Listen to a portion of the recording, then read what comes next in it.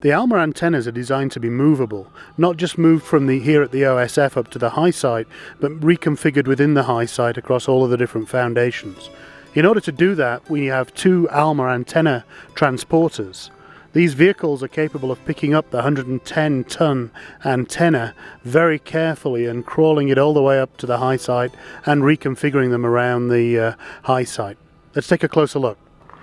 This is not your average vehicle, of course. It's designed to pick these antennas up and to be able to move across the dirt roads and absorb all of the shocks associated with that. So we have these huge wheels.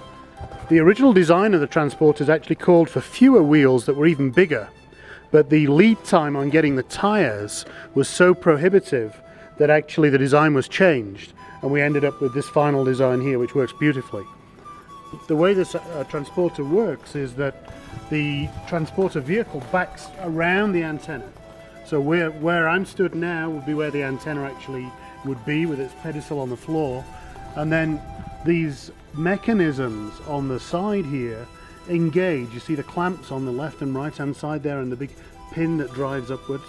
That mechanism and an equivalent one on the other side of the transporter engage on the underneath of the top of the yoke of the antennas, where there are two transporter brackets. Having clamped onto the antenna, then the antenna is gently lifted up just a little bit by the hydraulic system, so the whole weight of the antenna is then on the transporter. And then what happens is that these mechanisms ride up this ramp until the antenna is brought right into the middle of the center of mass of the whole transporter, and so it's literally dragged into the vehicle so it can be moved safely. Before we move the antenna, though, the power is reconfigured. At the start of this, the antenna, of course, is plugged into the power in the foundation. But when we lift it up, we actually move the power for the antenna across to a generator on the transporter. That prevents the receivers from warming up inside the antenna. Those cryogenic receivers take a very long time to cool down, so we don't want them disturbed when we move the antenna.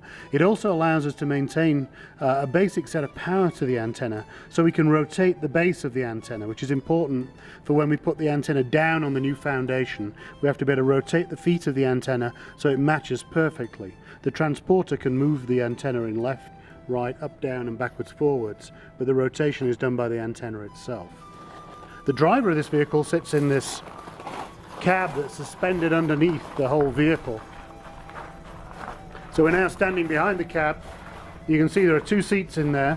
It really only needs one person to drive it, but it is equipped to allow two people to be in there. And there are special cutouts in the backs of the seats that allow the drivers to be wearing oxygen bottles so that they can actually have a nice oxygenated environment whilst they're driving.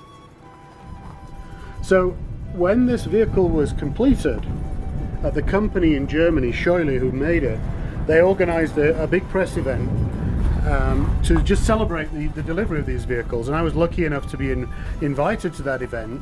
And actually, guess who got to drive this baby? Yep, every single person that went to that event was able to drive this vehicle, with the skilled driver next to us, of course. And it was a huge concrete skid pad they had with nothing that you could run into, so it was safe for us to have a go. And it's a remarkably easy vehicle to drive. Of course, the skill required to pick up an antenna and take it to the high site is a very different matter indeed.